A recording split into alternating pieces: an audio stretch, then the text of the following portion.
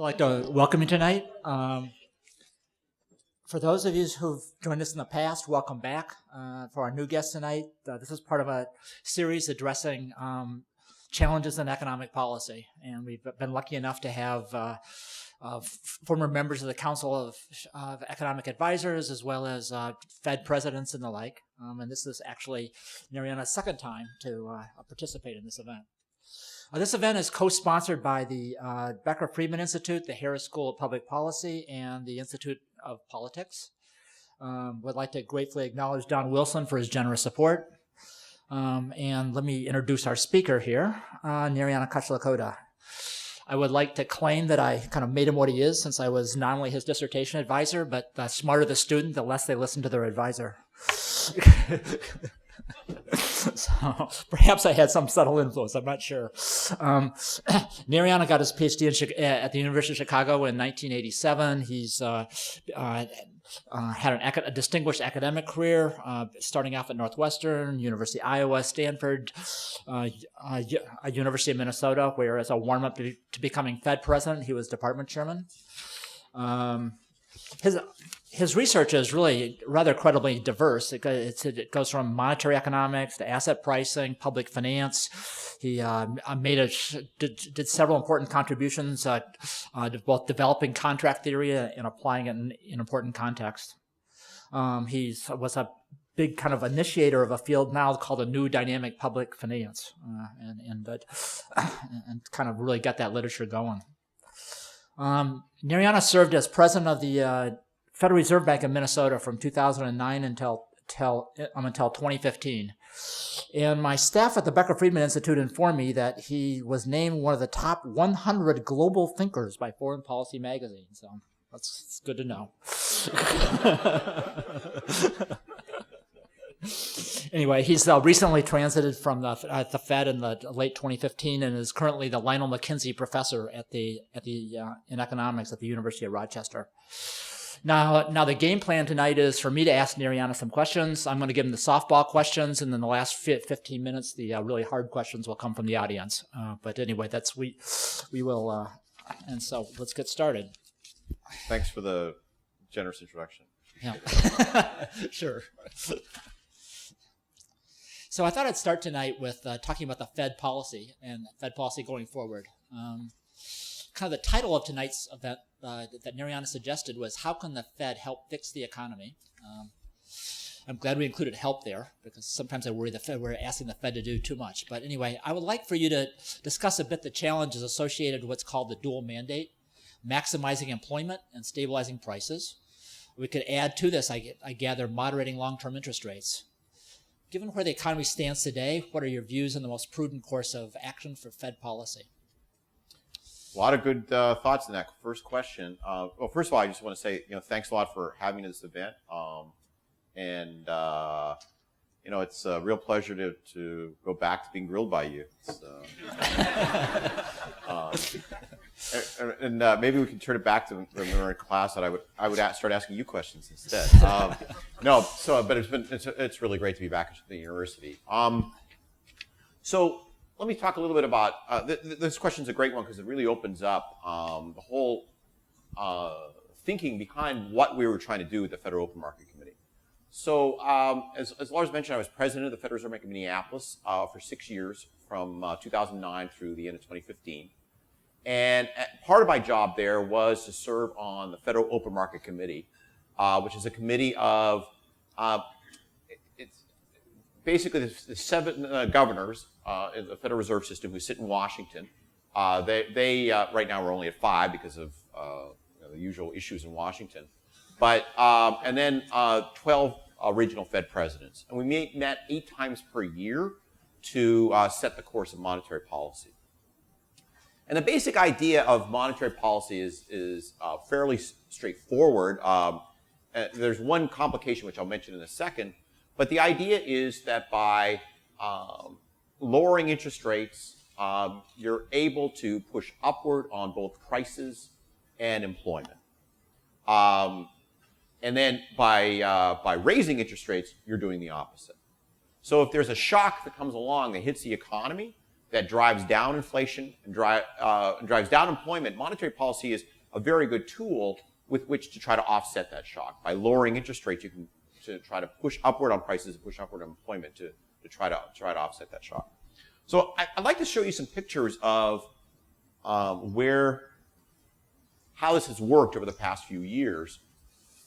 And so this is a tracking of how the unemployment rate has evolved over the past few years. Let me see the picture.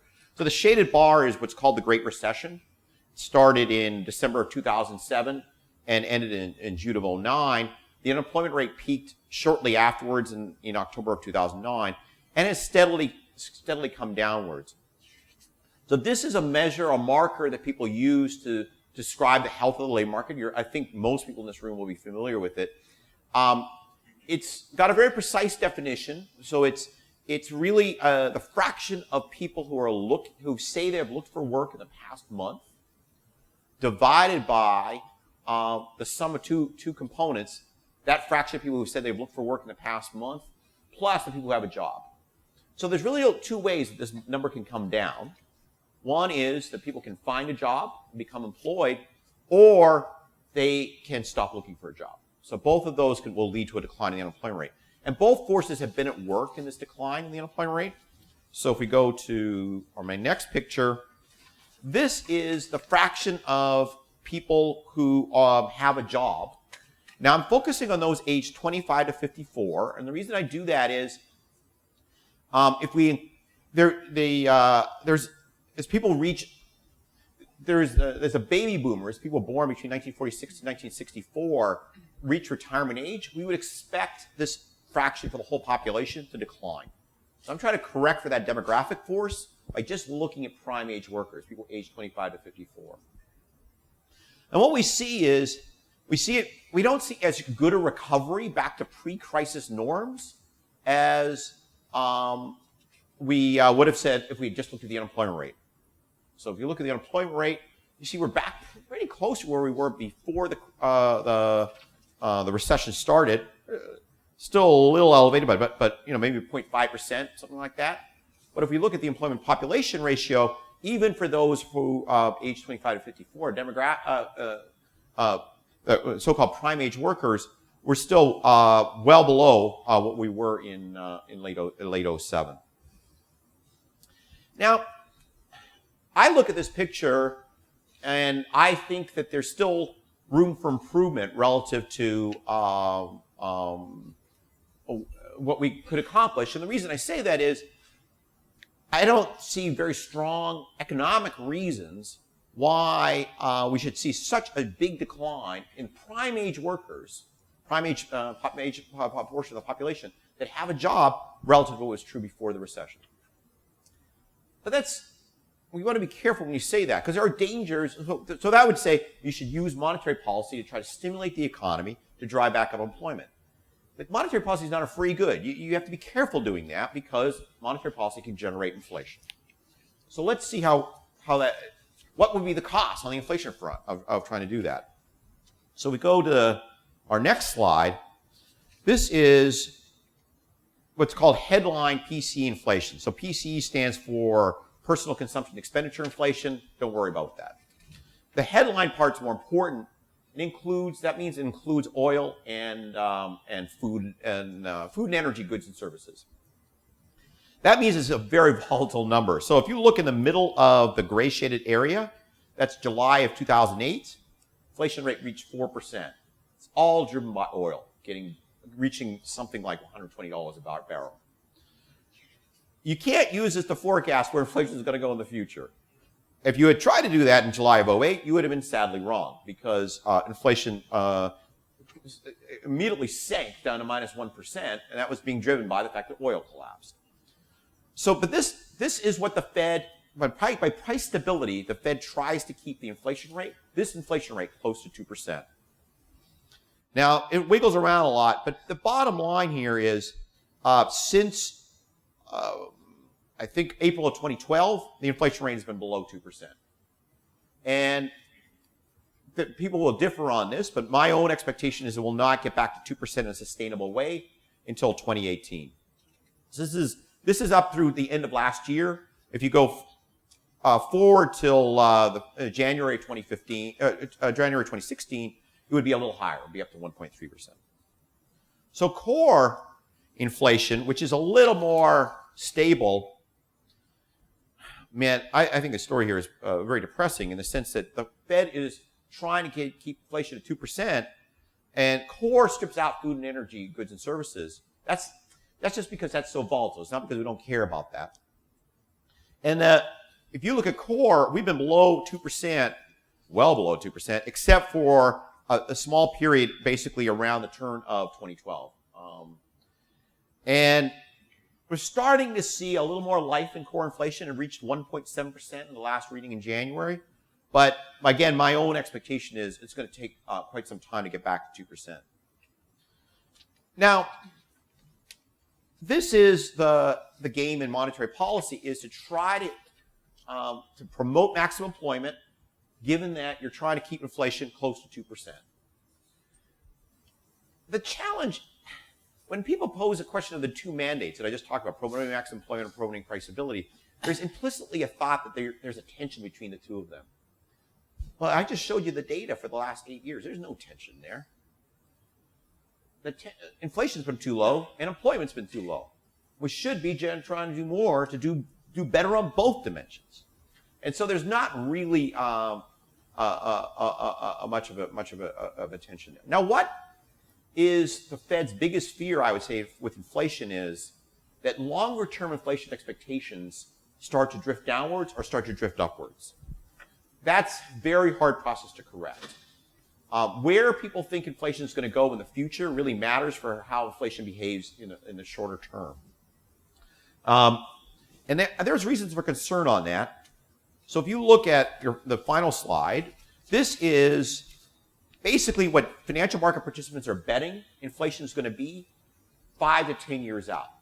Not in the next 5 years, it's not in the next year, but where they think the Fed is going to deliver inflation outcomes 5 to 10 years from now. And what you see is, I would say, beginning in around mid-2013, a steady decline in where they think inflation is going to be 5 to 10 years out. I can tell you why I think that's happening, but basically, this is, I think, a real challenge for the Fed that it has to be trying to solve. So you asked me what the most prudent course of action would be for the Fed. There's a lot of talk about further increases in interest rates. The Fed raised rates for the first time in 7 years in December of 2008. I look at what's happening with inflation expectations. I don't see it as being prudent to have further increases. In fact, my own recommendation would be, in fact, to reduce rates. So I'm a little bit curious about, maybe you could elaborate on why you think about why we hit upon 2% as some type of good number for the target inflation rate. I think it's a great question. I think first of all, so when Congress says promoting price stability, why do you want price stability? You want it in some way in order to, I think, protect borrowers and lenders that are writing longer-term nominal contracts. Whenever we write a nominal contract, which is written in terms of dollars, you want to have some sense of what those dollars are going to buy in the future. And so for people to know what inflation is over some longer horizon is very important. That doesn't tell you what the number is, and I'm sure you picked up on that. Yes. So let me talk about that. So on the one hand, it's inflation being too high is bad, and I think the words promoting price stability, I don't think Congress had in mind 10% per year. I mean, I think with the flip side of that is you don't want it too low either. And why don't you want it too low?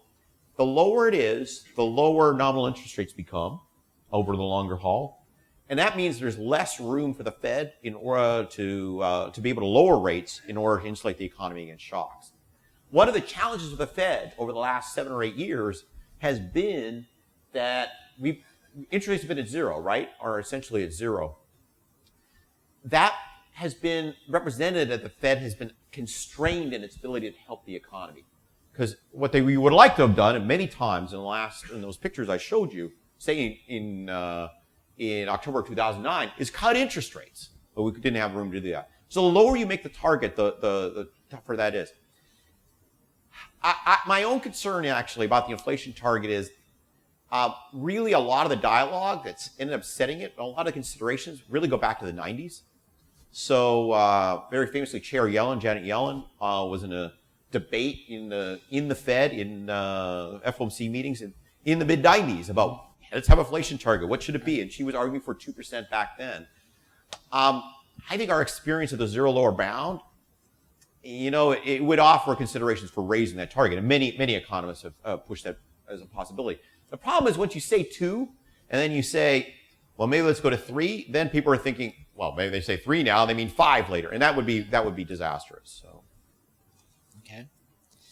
So let me return now to the one component of the dual mandate. We just talked about the price stability. How about maximizing employment? Yeah. I'm not even sure what that means. I don't want to work all the time myself, but but perhaps we can put that to aside. From my perspective, it would seem like the best way to support labor markets is not necessarily through Fed action, but instead of focus on providing a healthy environment for the creation of new enterprises, and in this way nurture longer-term growth. Of course, under this view, making sure financing is available for these activities is important. How much do these longer-term considerations like these play in your thinking about how the Fed should influence jobs markets, and how do you see the Fed as really as influencing labor markets in a productive way? Yeah, I think so. First of all the things you said are right. I mean, the employment in the United States and in any other country is shaped. Long-term employment is shaped by other policy actions and by other changes in the population, demographics, et cetera. And the Fed doesn't have control over that. I think that promoting maximum employment, I think most of the time it doesn't have any content beyond promoting price stability. So I just showed you the last 8 years where inflation was running too low relative to target. I think that's going to be mean that when I think about what it means, I'll say for myself, I'm trying to achieve an employment population ratio or unemployment rate that's consistent with 2% inflation over the longer run. That's going to change over time because of all the considerations you described. I think the real tension is if you perceived inflation running too high and yet employment might be running too low, and this was a tension that came up in the 70s. I think at that point, the right thing to be doing is you have to say we've got to keep inflation close to target. You might take a little longer in getting it back to target because of the employment mandate. But this is certainly if the Fed has been very sharp and clear about the 2% inflation target. How to quantify the employment mandate remains a moving target over time. My own estimate of what it meant has moved downwards over time because we haven't seen inflation come up with the kind of employment rates we would have expected. So yeah, you're right. If you're thinking about formulating the best possible policies for promoting maximum employment or appropriate levels of employment, perhaps in the country, those are not going to be monetary policy. But over the shorter term, by our tools do have an influence on employment. And I think what Congress is calling out to us is to say, look, just because inflation is running above 2% or above your target doesn't mean you should be you're doing everything in your power to bring it back down, and that's going to have employment costs. That's the way I would interpret it. But as I said, this is not a material issue at this point. Both are running too low. So monetary policy captures a remarkable amount of attention in the press. In some sense, I think it's because it's easier for the press to actually discuss it because of its Fed watchers seem prominent in public discourse. While monetary policy may seem complex, arguably it's more transparent than, say, conduct of fiscal policy or financial market oversight and regulation. And the fact that it's less complex maybe what's making it somewhat more newsworthy. Is there a danger out of all this that we're somehow looking at monetary policy to do too much relative to these other levers of public policy? Well, I take a very goal-oriented approach to thinking about making a monetary policy, and I think it's very reasonable for the Fed to be watched carefully in terms of its achievements of goals. What I find puzzling is the degree of there's not as much of attention focused on the achievement of our goals as I would like. So what do I mean by that? A lot of the dialogue about the Fed is, boy, they bought a lot of assets. Boy, they've kept rates low for a very long time. Well, this is hardly surprising if you look at inflation. I mean, this is not the question you should be asking the Fed. The question is, why aren't you delivering 2% inflation like you said you were going to deliver 2% inflation? But that's not the tone of the questioning. I think there is a regularity to Fed meetings. We will take action, and that gives rise to a lot of the attention on the Fed. I think it's very reasonable, though, for us to be held accountable for our failure to hit that 2% target over a longer term. Would it have been easier had fiscal authority, Congress, and the president taken different actions? Sure, but you don't take the job because it's easy. So it's Chairman Bernanke has spoken about this. He would have liked to have seen more fiscal stimulus undertaken during some of this time frame, or at least less austerity, and that would have made monetary policy easier. If you cut federal spending, you're going to be pushing downward on both prices and employment. While you've told the Fed to hit 2% inflation, Congress is actually taking deliberate actions to make it harder for you to hit 2% inflation. Well, that's the nature of the job. But as I said, I wish more of the dialogue was about how the Fed was doing as opposed to what it was going to be doing. So more about where's inflation going, why isn't the Fed doing more to hit its targets as opposed to why they're doing so much. So I'm not quite sure how this addresses this issue of the second mandate, though, about employment. I understand that they should see the two things as connected. But if we really want to be thinking about policies that are supposed to be promoting the macroeconomy and promoting employment and the like, it would seem to me like just looking to the Fed to address the employment problem and not looking more generally at how financial markets are funding new investments and stuff like this is potentially a distraction. But I take it you don't see it this way. Yeah, I mean, to the extent that members of when I look at the coverage of the political election right now, I think that employment is getting a lot of attention when people are deciding who to vote for president, and that seems the appropriate. On the other hand, I see the words promoting max employment. I take it to mean that the Fed should use the tools in its toolkit to promote max employment, not that we are the final word in determining what the best level of employment is for the country by any means. I don't think that the Fed's actions or the attention of the Fed means that people are not holding other policymakers accountable for what's happening on the employment front. That's my perspective. There has been much expressed concern from various quarters about so-called policy uncertainty and its adverse consequences to the macroeconomy. When it comes to the communication of monetary policy, what do you see are the challenges? For instance, as you know, there's this academic literature on so-called forward guidance. What it does is it features the positive impact today of the Fed stipulating very clearly what its future course of action is. From my reading, recent messaging, I would say, has been anything but clear. In part, this reflects a desire for flexibility and to adapt, and perhaps also reflects challenges in decision-making by some full committee with diverse views. What do you see as monetary policy? To what extent do you see monetary policy looking forward as a problem? Should the Fed be doing an even better job of communication to alleviate this uncertainty, and if so, how? Yeah, these are great questions again. I think that. So let me try to provide some context for this line of questioning.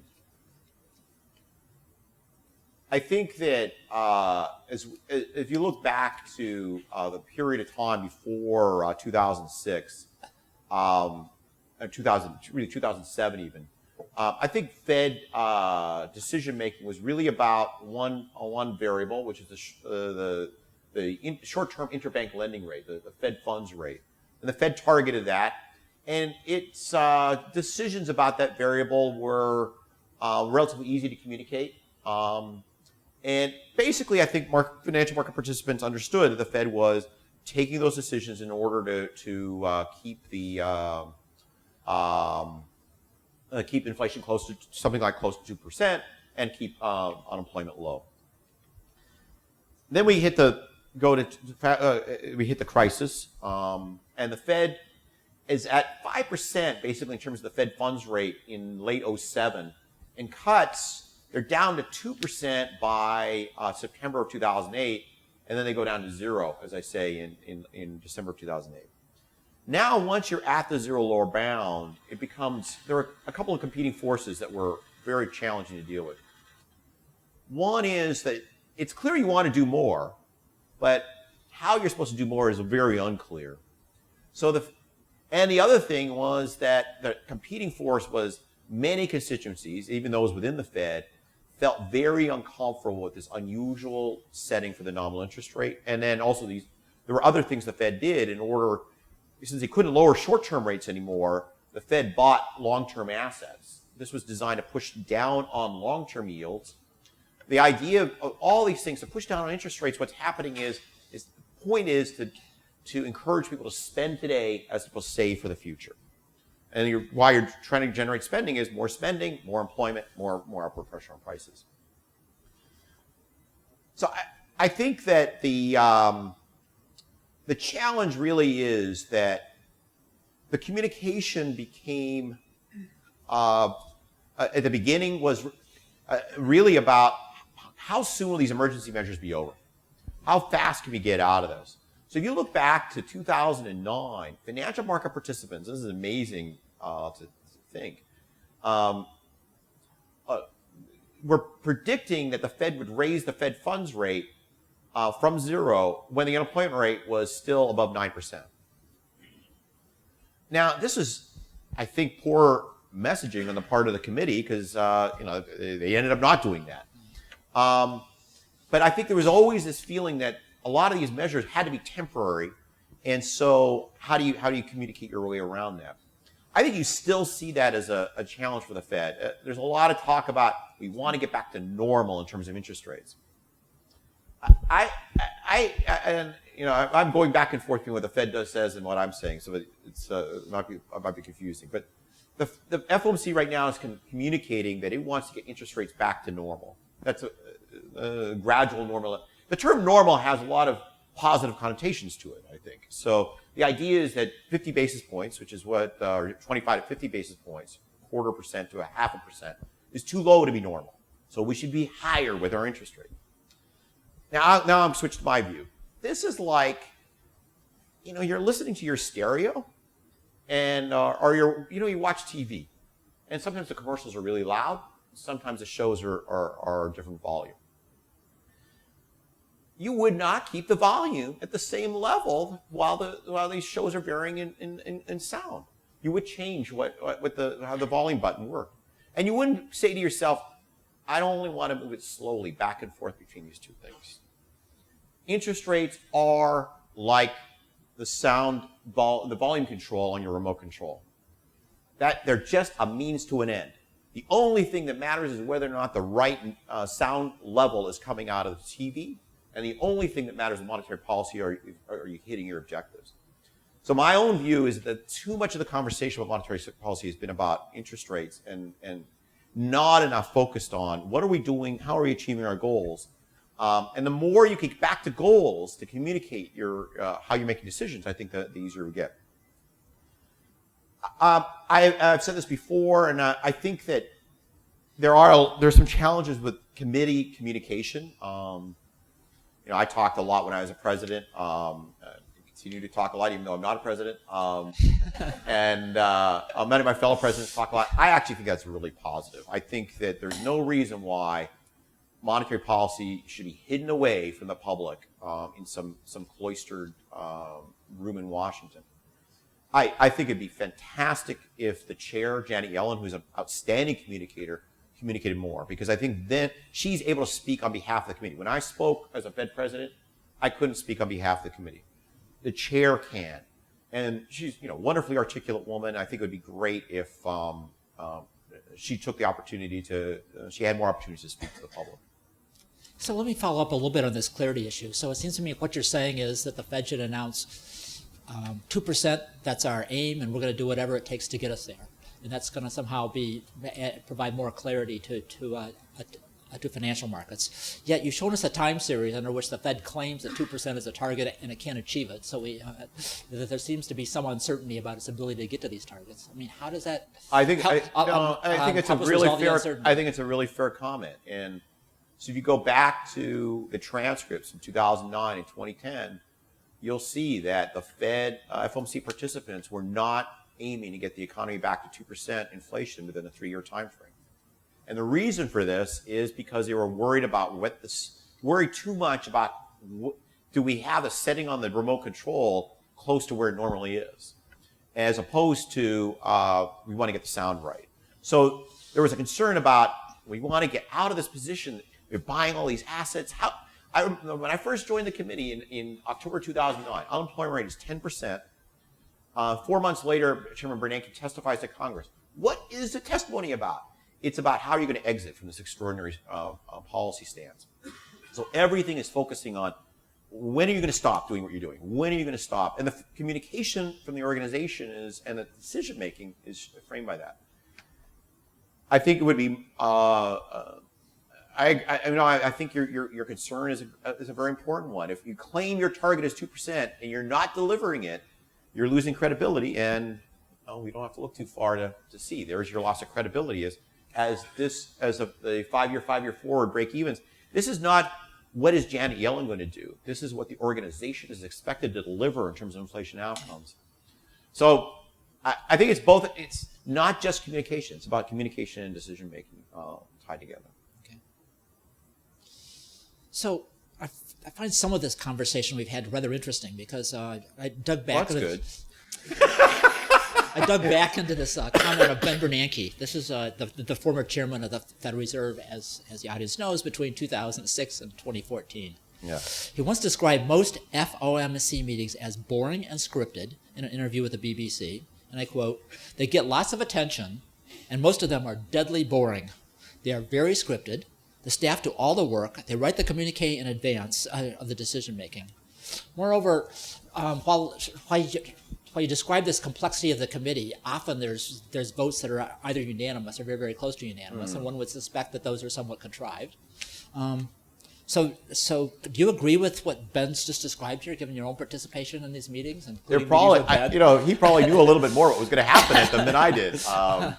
I think in some sense most meetings should be boring. And that's a good thing. I think if that's true, you're meeting 8 times a year. You shouldn't be coming into every one of these meetings and thinking, okay, the end of the world's coming. Let's try to try to save the world this time. So you don't want that to be your operating framework. I think that.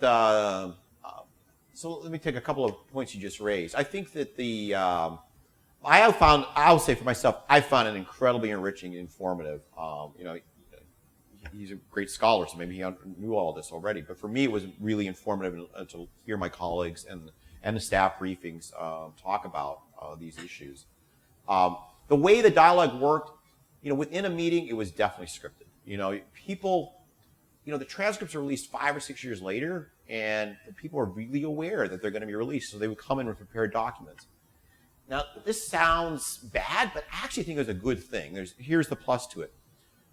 So I'll make a statement about the economy, how the mechanisms are working in the economy in a given meeting.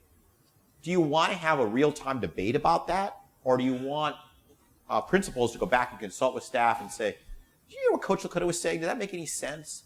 And then get briefed on it, and then come back the next meeting and say, "I talked to my staff.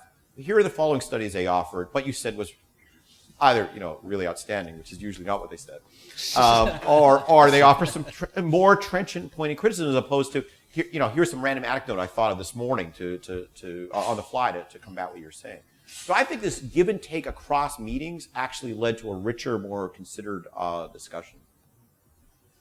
I think the unanimity aspect, this is enforced on the committee in some sense by odd norms that are imposed by the so-called Fed watching community, the financial market press. So I'll give you an example. In August of 2011, 3 of us dissented at one time in one meeting. First time in 20 years that it happened. It was President Plosser, Charlotte Plosser, President Fisher, Richard Fisher, and myself all dissented at the same meeting. It had been said this could not happen. That was what had been said going into that meeting, was impossible for 3 FOMC principals to dissent at the same time. You know, the world didn't end. We kept on going. But my point is this. Suppose the chairman had taken that seriously as being a constraint on committee actions. Then one of us, our minority view, would then have influenced how the committee would have made policy. That would have been totally inappropriate. Now we still have norms like no governor is expected to dissent ever. Well, that means that any given governor actually has a tremendous amount of power. So this is not a good situation. And we should have, if you look at the Bank of England, Mervyn King, who's obviously enormously respected, he was the governor of Bank of England, enormously respected academic, also enormously respected as a chairman of that Monetary Policy Committee. He often voted the minority. Nothing wrong with that. And so that's, I think, a much more a norm where the chairman's control, quote unquote, of the committee is not associated with how many dissents there are. I think it makes no sense. So we've talked about this before, but let me come back to this. Monetary policy does not operate in isolation. There's interplay between the monetary policy challenges, fiscal policy, financial market oversight, and the like. To what extent do challenges across these different policy levers pose in the design and conduct of monetary policy? You know, I think you have to be respectful of what you can and can't achieve. I think with any given tool, we take as monetary policymakers, you have to take as given what many other policymakers around the government are doing. Honestly, I felt the biggest constraint for us was not none of those things. It was really about the fact we were at the effective lower bound, and it was very challenging to make policy given you were at the effective lower bound. So that the normal thing you'd want to do is just cut interest rates, and that was we were not able to do that. All these other let me put this another way. If we had been able to hit inflation of 2% throughout this time frame, there would still have been a question about maybe you should have let it go above 2% in order to facilitate a faster return of unemployment or employment to desirable levels. But leaving that aside, if we've been able to hit 2% on an ongoing basis, I think then a lot of the discussion becomes, okay, we're doing our job in terms of generating price stability. Now someone else has to step up to facilitate and help out what's going on in the labor market. But we weren't able to do that. Part of that is because of this communication, decision-making challenges I put forward. And part of it is because I think of the constraints on monetary policy, which all these are flowing together. Mm-hmm. It's less about the decisions others are making and more about the constraint on the policy set we faced. So you became president of the Minneapolis Fed after a distinguished academic career. You would definitely achieve prominence and a well-respected academic. Looking back at your time as president and participation in FOMC meetings, how were your views altered? I should add on that, also experiencing aspects of the financial crisis. And also, how did your use of economic models and modes of analysis change during your time in this leadership role? Yeah, so it's a very good question. I think the way you think about, I think the way I thought about my role as an academic is there's certain lines of inquiry that one follows, and it's a marketplace of ideas in academia, and you're not supposed to switch between what you sell that much. I mean, I probably did more than most, as you indicated in your introduction, but if you're exactly say that. But if you're used to, if you're known as the person who brings prime beef to the market, and then you suddenly switch to bringing, okay, I'm now bringing you asparagus instead. That's very challenging, I think, for people to follow. You might not be successful with that kind of switch. So I think there's a lot of forces within academia, but not so much for young people. When you're first starting out, you're the ones who are shaping them. You're the buyers of the marketplace of ideas, so to speak. When you're a graduate student and entering into the profession, you're choosing among the panoply of ideas that are out there. But when you get to a stage, you're out of graduate school for an extended period of time. As I said, you're the beef seller or the asparagus seller. You're not trying to do both. It's totally different as a policymaker. And the reason is your goals are absolutely different. Your goals are, how do you promote maximum employment? How do you promote price stability? And you can't come in there with, let me tell you about the beef I'm selling. And you can't do that every meeting. It does make no sense. You have to be thinking, here's a wide range of models. Here's a wide range of ways people are thinking about the economy.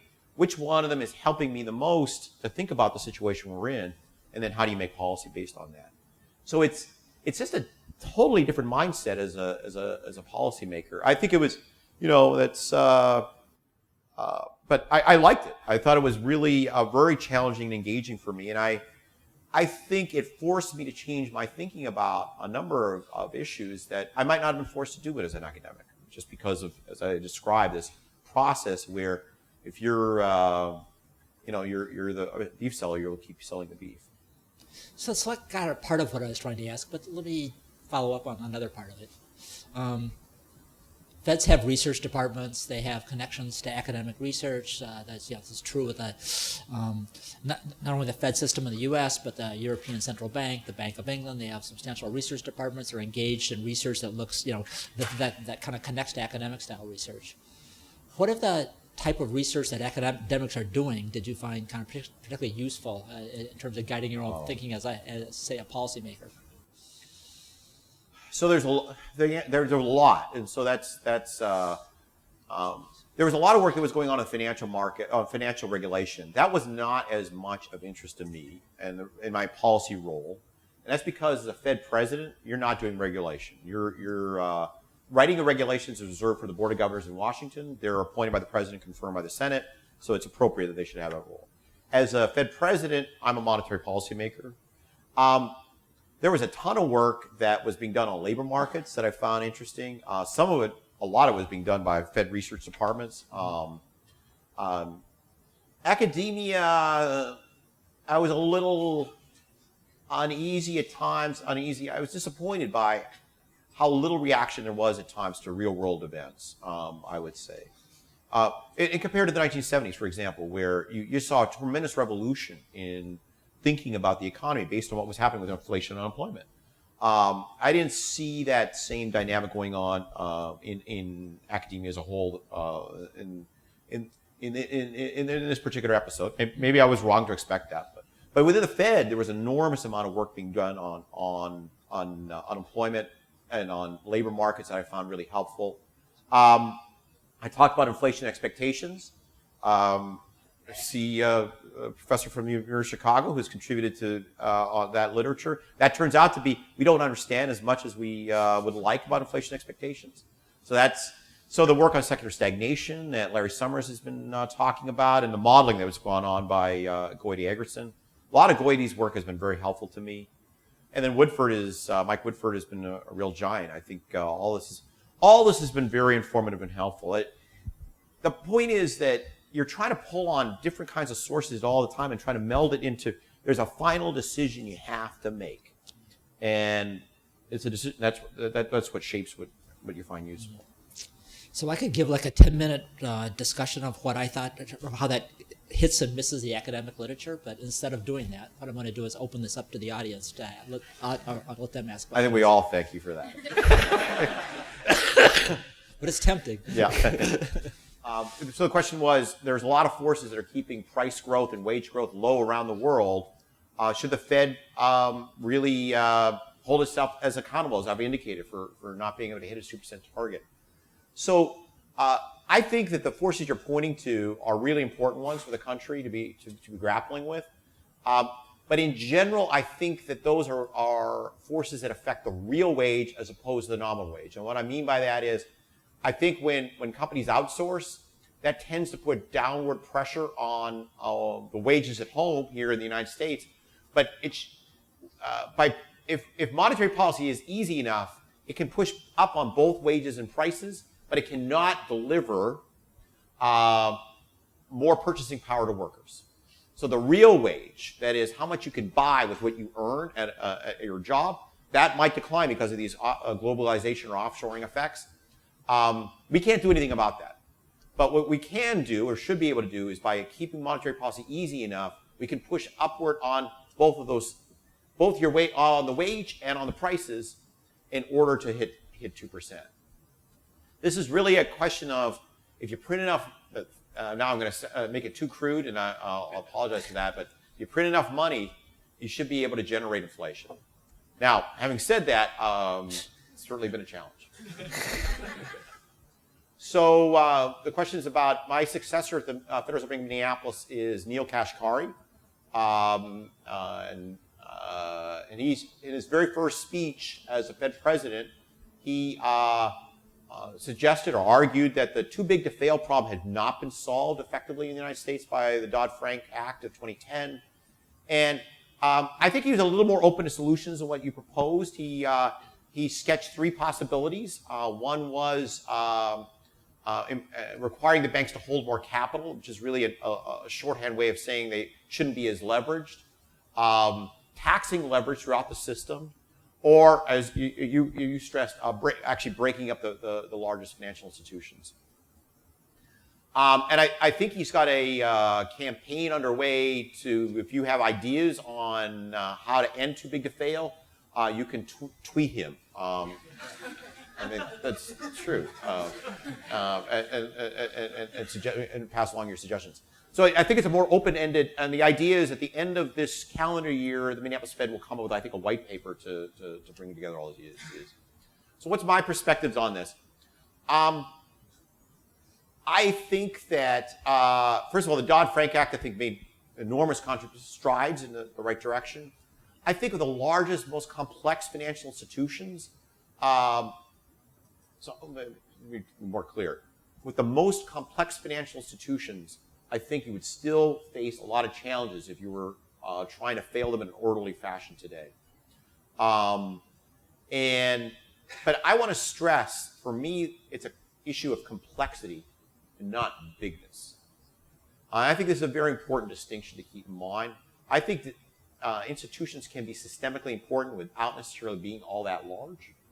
A wide range of institutions, if they're all correlated in terms of activities, you slice a big bank into 15 banks that are all doing the same thing, you haven't solved anything. So I don't like this term too big to fail, but too systemic to fail. I think probably there are some issues there. My own concern from the macroeconomic perspective is trying to do anything right in the near term. I'm very worried about it because of how close the Fed is to the effective lower bound on interest rates. Suppose you were trying to raise capital on the largest financial institutions. That's going to make them less willing to lend, and that's going to be a drag on economic activity, and the Fed is not in a position to offset that. In the Fed meetings, how concerned or how much conversation do you have about foreign central banks and their policies, and should you be concerned when you have those meetings? I think that there's just a number of exogenous factors that shape your forecast. They're outside your control, and the thinking about what's the Bank of Japan going to do, and what's really not so much what their interest rate decisions, but how is that going to shape the economic outlook for Japan, how that'll feed back to our own economic outlook. That certainly mattered, but it's not like we thought about how they might respond to our decision making or anything like that. It's really about how are their decisions affecting the outlook for the United States. So, I'm not sure if I answered what you were trying to get at. I'm just curious as to if they really should, like when they make a decision, should they take into consideration? I guess my question is, are they concerned with the events in the U.S. or more concerned with the global events? No. The FOMC is a set of U.S. policymakers making policy for the United States, and so anything that influences the U.S. outlook matters, but that's basically the only way it influences our decision making is to the extent it affects the U.S. outlook. We've seen Japan and the ECB move into negative territory recently. And to take up the topic of the speech, right? Do you think that negative interest rate policy can help fix the economy? Or do you think it's too hurtful to the banking system? Do you think there have to be modifications to negative interest rate policy to avoid those pitfalls? And what's your view on central banks moving into negative territory? So the question is about going negative with interest rates. Thinking about negative interest, for many years it was impossible for interest rates to go negative, and the argument for it was, well, if you try to charge, for example, banks negative interest on the reserves they held with the Fed, they'd simply switch into cash. Cash pays a zero nominal interest rate, and so that always offers the higher rate of return. Well, as we've learned many things during the past 8 years from the crisis, and it turns out you can go negative with interest rates. Many European central banks have done that, including, as you mentioned, the ECB, more recently the Bank of Japan. I typically think many of the concerns people have raised about negative interest rates and their impact on the banking system are really concerns about low interest rates and not negative per se. I don't see some kind of magic barrier at zero that suddenly makes the banking sector much worse off. So the Bank of Japan, you mentioned, lowered their interest rate from 0 to minus 0.1%. I don't think that suddenly endangered the banks in Japan. I do think that going negative could be helpful. The reason I say that is even if you're able to go negative to minus 0.5% or minus 1%, that accumulates over time. And so if people think, okay, we might be the zero lower bound for 6 years. If you're able to go to minus 1% for 6 years instead, that can be a very powerful form of stimulus to the economy. So on balance, I'm very drawn to thinking about going negative. I think that, given where inflation expectations are, given how low I think interest rates are likely to be for a long period of time, and given the kinds of shocks I foresee that could potentially hit the economy, I really think the Fed would be well served to be clear that they are prepared to go negative, and they don't view it as a problem. They're willing to stay negative for quite some time. So I'm going to jump in here. Maybe we could have some informal questions afterwards. Before closing, though, I'd like to take this opportunity to invite you to stop by SIA across the street after the program or later when you're on campus. We've launched a Chicago Economics Experience. It's an exhibit highlighting the unique and incredibly rich intellectual history that's produced so many powerful, enduring ideas. Tonight we'll keep the exhibit open for an hour or so, and Tony Shears will be on hand to answer questions. And then starting tomorrow, we'll have regular hours from 9 till 5:30 on Monday through Friday. Our plan there is to rotate exhibits. We're right now envisioning future content and actually make this convey aspects of Chicago economics that aren't yet fully appreciated and fully understood. There's this rather simplistic notion of the so-called Chicago School of Economics, in which there was kind of everyone marched according to one beat and one drummer and like that. And it's a nice story, but it's not a terribly accurate one. But it remains a fascinating history. I would also like to thank the donors, some who are here tonight, Bernie Delgerno, Ling, and Michael Markowitz, Barbara Landis, Barry Seid, and Monica and Charles McQuaid. So please stop by and take a look. And in closing, I'd like to thank very much Narayana Kocherlakota for his open and frank discussion of monetary policy. Thank you.